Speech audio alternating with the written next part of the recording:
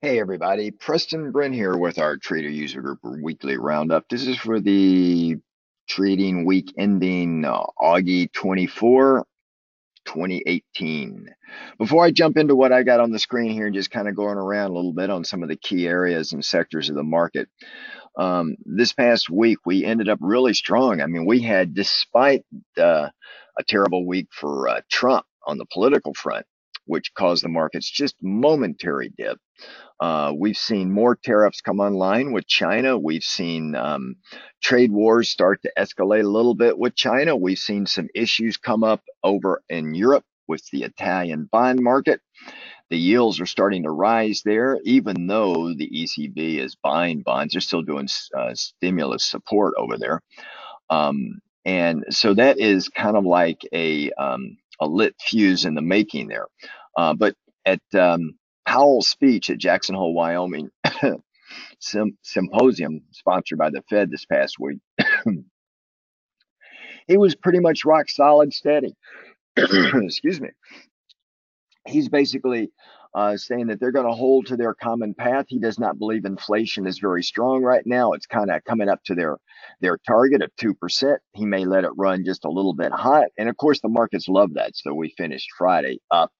We've seen the cash indexes make new all-time highs, with the futures just slightly behind them a little bit. But that means interest rates. Now, this is already factored in for the upcoming Fed meeting on September 25, 26. We're looking for another 25 basis point rate hike. The markets have priced in about a 95% probability of that happening. And then all the way out to December, for the final quarter of the year on D18-19, we're looking for about a 64% probability of another 25 basis point rate hike. So that puts us on track for 4 rate hikes for the year. Remember, at the beginning of the year, the markets weren't sure whether it was going to be 3 or even 2 for that matter. And there were a couple that thought 4, but now it looks like we're going to hit 4 rate hikes. But a lot of that's already factored in the market, and yet we're still making new all-time highs. I have been saying all along in 2017 and 2018, even with the drop that we had in January and early February, I've been saying this is a buy the dip moment. Okay, clearly a buy the dip. We're still there. And granted, we've got a lot of potential headline risk out there, but we're seeing Q2 earnings come to a close with over 25% growth. Both top and bottom line growth is very strong on a percentage basis, very strong. In fact, the strongest sector over the past 90 days, which really came out of nowhere, is healthcare. If you look at XLV, I think it's been up over 10% over the past 90 days. It's outperformed all other sectors in the current Q2 earnings. I believe they had over 90% of the companies in that sector beat both top and bottom line numbers, and with forward guidance very positive. So we're seeing some really strong numbers out there. Now, the one thing that I want to watch, and then we'll get into the charts here in a minute. But the one thing I want to watch really closely, we got the yield curve that's slowly starting to go down. For our members, we're going to trade it a different way. And most people want to go short the markets when the yield curve goes below 0, because it says the markets would be in a recession anywhere from 3 or 4 quarters to 6 quarters after the yield curve goes below 0. But there's another trade out there for our members. I'm going to go through it this Sunday night. That's, I think, it's using the yield curve as our primary trade vehicle. And we're going to do a pair trade on it. And we're going to be trading that curve, but not when it goes below 0. So members, stand by on that one. If you're not a member, I'd highly encourage you to come in and check us out, because we're having a fun year. We get a lot of international players coming in and signing up with our group. So it's pretty fun. But that's what I've got looking at right now for this past week that's occurred. So now let's just kind of jump in and take a look at the charts here real quick. And I'll kind of show you what I'm seeing and where everything is setting up here. Okay. And then this to me is still a buy the dip, right? It's just buy the dip. I mean, if I were to, let me just put my highlighter on here so you can see it. I mean, you can see these dips, all right? And these dips are getting, it's a classic bull market dip, because you can see that we're making higher highs and higher lows. I mean, that's just, it's classic, totally classic. So you can see this upslope and trend line right here. And the vector on that is pretty much equal to this yellow line, which is the 200 EMA. And now you can see the 50 EMA. It's starting to separate from the 200 EMA. The distance is getting a little bit wider. We're starting to get a little bit more exuberant than I would like to see. And that typically happens when we get near these all-time highs. In fact, if we take it out, I could see a nice little mad dash higher. We made it in the cash index, but we did not in the futures market, but we're close, very close. Now, if I were to come in here, and let me just get this off the screen for a second, and then draw a couple of different trend lines, you can see here, if I connect these two, there's the vector on that trend line. Then I can come in here, and I could do it a different way and connect these like that. There's the vector on that trend line. So the vector is just a little bit steeper. I'm not drawing it perfectly, but you guys get the idea, right? Assuming this is the 0 area, then the angle right there, and then the angle right there is a lot steeper. And then I can draw the vector from here, and I can draw it like that. And then you can see the vector on this one getting even steeper still. Folks, this is what's common as you get into a little bit more buyers jumping in, and it increases the vector of the upward slope of the bullishness. It just kind of it's a good measure of the greed side of the market, or the FOMA, or the fear of missing out, as we start kind of going up higher and higher. You do not want to chase this. If you're not in the market and you're flat, or even trying to short this thing, now is not the time to jump in long. I would wait for a pullback, okay? And you can see with each succeeding vector as we go higher, the markets speed up the process until it almost looks like a moonshot. And the classic case of that is, you can see in January, right here, we were making higher highs. And then, we went through middle of November, and then we had a little bit of a consolidation in early January, and the consolidation was almost 2 weeks. It doesn't seem like it, but that's a 2-week time frame there. And then starting on early January, I mean, it was just a rocket ship. That can happen again, okay? And it looks like right now we're getting a little bit more momentum coming into the market, which will up the ante for those traders that are trying to pour it on as we come through. Now, keep in mind that next week is going to be we're halfway through Q3, right? And then we wrap up Q3 in September. So, and all of this is factored in with the existing turmoil going around across the market. If we look at the SPX, you can see on the SPX, the cash index, we essentially made new highs here at 2876.16, which were just slightly higher than January, which was at 2872. Right? So we were about 4 points higher on Friday.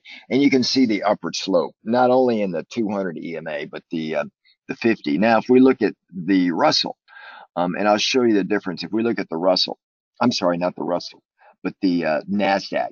Nasdaq futures, look at the slope of this trend line. And you can see the slope of the 200 and the 50. I mean, money is just pouring in here big time. And we're trying to get up there, and you can see the divergence is setting up on the MACD. So this suggests we're going to have a pullback, but I don't think before we take out the all-time highs. If we look at the cash index of the composite of Nasdaq, you can see we did make new all-time highs on Friday, 79, 49, 71, right?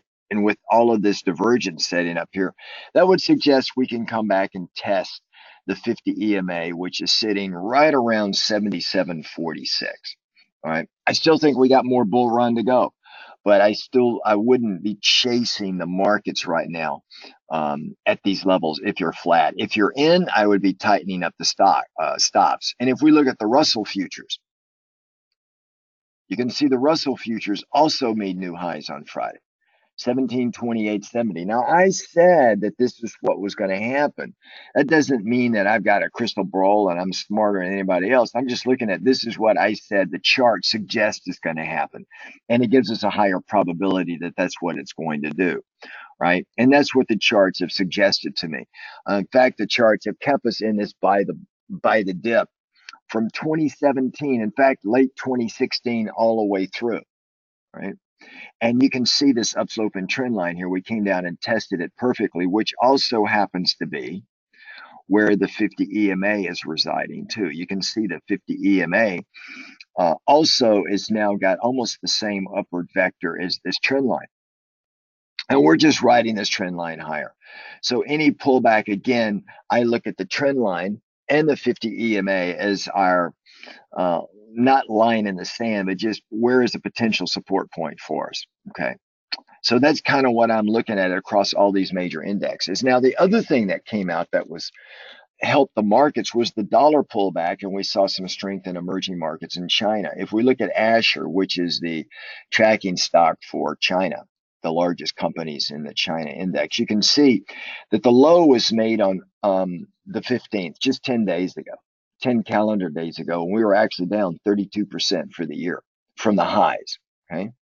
And now you can see we're trying to bounce just a little bit. You can see this Elliott wave pattern 3, 4, 5. We got a little bit of a bullish divergence up, which is what you would expect in an Elliott wave 5, and a change in trend, or certainly a change in polarity where we're going to do some ABC waves. You can see the 200 EMA way up here and the 50 down here. We're still in a bearish market in China right now. We got a couple of hard targets that are supposed to happen in September.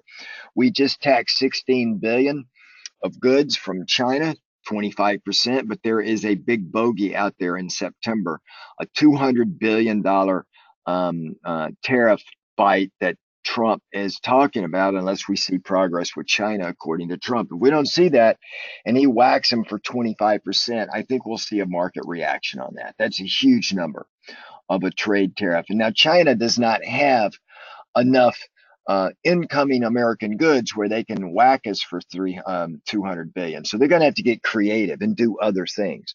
And right now, no one really knows what that can be. The obvious answer is to sell U.S. bonds and sink the bond market, but they can't do that because that'll hurt their position. The other thing is they can say, well, maybe we can devalue our currency more. And that's what they've been doing with the yuan. They've been devaluing that currency dramatically.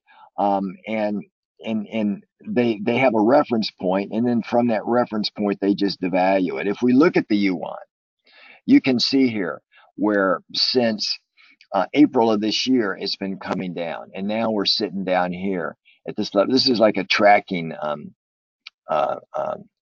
chart for the yuan currency. And you can see we're way back down here again, okay? And I'm sure that they're going to come back down and drive the yuan lower. And it's their way not to beat the tariffs entirely, but to do a little bit. And then that's going to bring up accusations of currency manipulation by the Trump officials, which in the Trump administration. So it'll be real interesting to see how that plays itself out. Now, the other thing that's happening is if we look at emerging markets, right? If we put emerging markets up on here, you can see they had a nice little bounce the other day through this past week. They bounced up. Now, they were down in a bear market territory, just like China back in the 15th of August. That's when they hit their lows. They were in a bear market. Now, they've since come out of a bear market, but they're still down dramatically from the highs earlier in the year. Okay, this is emerging markets, and they're down primarily because of really strong dollar. And if we come back over and take a look at the dollar, it was down on Friday. The index was down a pretty good bit, and that helped emerging markets. That helped China. It also helped commodities. You can see the dollar is off of the highs that were made, not surprisingly, when China made its lows and when the emerging markets made their lows on the 15th of August. So the dollar made the high when the emerging markets and China made their lows. So we know that a strong dollar is going to whack emerging markets in China. All right. And look at the dollar. It's coming back. It'll probably test the 50 EMA. We got a lot of volume right here, a value area sitting right around 94.36. So I would look at that to hold.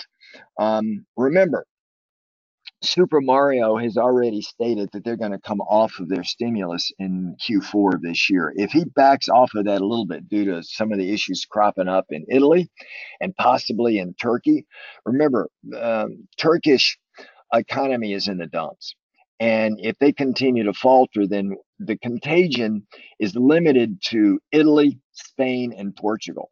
But what's not known is the degree to which Italy can roll over, because then they've got a lot of people don't realize that the Italian bond market is the third largest bond market in the world. A lot of folks don't realize that. And Italy uses that to finance their debt. They got huge debt problems. So if that goes into a contagion effect, let's say, and starts to spill over, then Super Mario Draghi of the ECB is going to be forced to buy more Italian bonds. Okay, he's buying them now because they still got their stimulus that keeps their interest rates down a little bit, around 3%. So if he has to come back to the table and buy more of those things after he stated he wants to cut stimulus, then that's going to drive the euro a lot lower. It's going to drive the dollar a lot higher, and away we go again. So these are just some of the potential landmines sitting around out there. Okay, but you can see the dollar pulling back here. And then, of course, if we look at Vanguard All World Index, you can see here it looks just like China. It looks just like the emerging markets. The rest of the planet is not doing as well as the U.S. That's kept our dollar stronger. It's kept our markets running. It's the only game in town, to quote Trump. But you got to be careful what you wish for, because the very strength of the markets could undo the U.S. markets. So this is kind of where we're sitting right now across the major indexes. Course volatility. If we look at vol, it finished the week lower. You can see here with volatility, it actually finished down, right? 11.99, right under 12. So vol is coming back down after this spike up the other week. And now it's coming back down into these areas here. I think volatility is subject for a few more spikes before we get through this year. So you have to be very careful about that. For our members, I went through, and our option masters a really great way to trade volatility. In fact, the success rate is over 90%. That's with over 100 trades taken. And we've been doing it now for the past 90 days. The back testing suggests 90%. We've been doing it for the past 90 days, and I would attest so far it's working out great. We're putting those posts out there for our members, and I would encourage all of you to come in and check it out. It's a great way to trade volatility. In fact, it's really, in my mind, the only way to trade volatility. So this is kind of where we're sitting right now. You can see the colors on my chart. They represent zones, green zone, yellow, almost red, red, and then you've got, the black swan event up here when the VIX gets over 50. So depending on where we're located, determines strategies. It determines all sorts of things in the option market, or at least it gives you a guideline. Okay. And then finally, if we look at the Dow Jones Transports, look at this, guys. Dow Jones Transports made new all-time highs back in August. So we made new all-time highs. The transports typically lead the Dow. So with a new all-time high there, all we're lacking now is the Dow. And if we look at the Dow, you can see it is trying to break out of a prior pivot high. If it breaks it out, it's got a lot of open field running to make new highs here. The strength of the transports would suggest the Dow was going to break out. We had this pullback and was actually in the red for the year for the Dow as previous as middle of July. We were actually in the red, almost a month ago for the Dow, and it has since caught wind, moved above everything, and now we're trying to take out a prior pivot. So with the strength of the transports, it would suggest the Dow can move higher. The only thing holding a lid on the Dow is the trade tariff issue. And if these 200 billion tax go on 200 billion in Chinese goods, the 25% tariff goes on that in September, you're going to see the Dow come back down and go back below the 2018 open price, and we'll be back in the red again. So that's something we got to watch very closely. Of course, if we look at treasuries, they're doing what I've kind of indicated. We're in this resistance zone right up here. Up in this area here, I'm more interested in looking for shorts than I am for longs. You can see the 200 EMA has got a huge downward trajectory to it. I think longer term, the bonds are going to go lower. Short term, we can get a little bit of a momentum carry to the upside. And we've got some other news out there that just kind of puts more fog into the market than can give us a boost in bonds. But any move higher in bonds, lower in interest rates, I'm going to be willing to short it. But that's pretty much the bond market. And then, of course, I talked about currencies with the dollar and the euro. If we look at the euro, the euro is bouncing up. It went. My target was, if you recall, was around 114.5. It actually came down to 113.27. Now we're bouncing up. I think the euro is going to come up into some resistance up in this area here. If it does, I'll be more interested in shorting the euro, not going long the euro. So I would call the peak around 117 if we get up there. Okay. And then I can see it rolling back over again. If we look at the yen goes up in times of global stress. You can see over the past week, the yen has been coming down. All right. The yen tends to follow bonds, the U.S. bond market, right? And the yen has been really in a longer term wide chop, and the yen was in the red, just like the Dow, about 3 or 4 weeks ago for the year. And now it's trying to hold itself up a little bit here. And finally, the British pound. I think the British pound, I want it to go a little bit lower because I'm interested in going long the British pound. The reason why we were long the British pound for most of the time after the Brexit vote, we were up at 2 o'clock in the morning watching the polls come in. And I wanted to get our members long, but I wanted to give the pound a chance to start to form a series of higher highs, higher lows. Once it did that, we stayed long. I had said it would run up to about $1.40, and sure enough, it went up to about $1.44. We ran all the way up into this area here, came back into the channel. I was ready to go long again, to be honest with you. And then we came down to the bottom of the channel. I was looking for a trigger. We never got it. We broke the channel. We broke the prior pivot point. And that said, this polarity is changing. It looks like we're going to go into a downward stroke. We got the cross with the 50 and the 200. I said, that's even more bad news.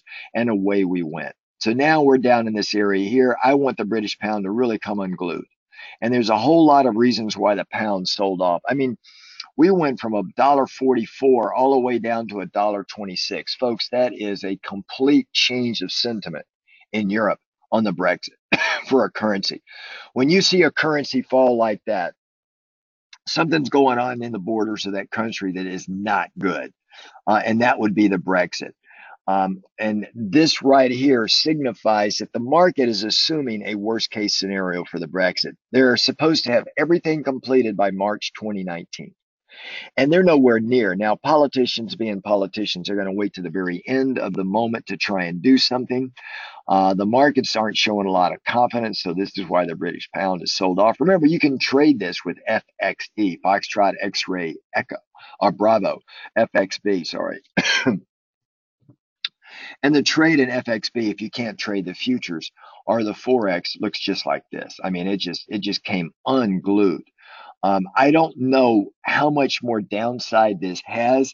If they have a ugly Brexit, then it's going to look just like this over here. You can see this consolidated range over here.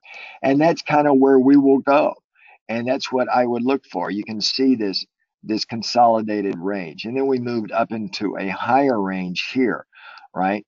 And then gradually after we broke that, we started to run higher. But, looking at the chart, we're sitting right here right now. So if I were to draw the line, we're kind of like at the bottom. We came down kind of sandwiched between these two range. So it's a little bit of indecision whether I stay in this range or come down and go a little bit lower. I think the markets are looking for a reason to take it a little bit lower. If we get down here again, then we're going to be happy pirates, right? And we put our little pirate patch on like that. There's a patch. There we are. We're going to be happy pirates because we're going to be looking for the markets to give us some signals to break back out. We're going to be long again. All right. Because remember, the markets always overcorrect both to the upside and to the downside. And that's what I would be looking for on that. Meanwhile, if we look at metals and gold, let me just get it over here to gold. We're having a little bit of a bounce. You guys know that I was basically bearish gold. Once we could not, we spent over a month trying to get over this. And once we broke, I said gold is a technical pattern. asset. It follows technical patterns very well. It broke, and then away we went. Now we're getting a little bit of a bounce. I think we're going to have one or two dead cat bounces here, and we may take this out. We may not, but it's going to be choppy for a bit until the markets reverse. I'm not ready to go long gold yet. You can see the cross in the 5200, and which happened almost right at the 1300 level. And as you guys know, I'm always fond of saying the cross is kind of a resistance point where the market price wants to go back to. It will find its way back up here. But I think, and over the next couple of years, I'm going to be bullish gold, but not right now. I'm looking for a better entry price here to go long. All right. I am, however, gotten long silver. And we had this break right here. You can see two different, if I just step it out, you can see two different symmetrical triangles.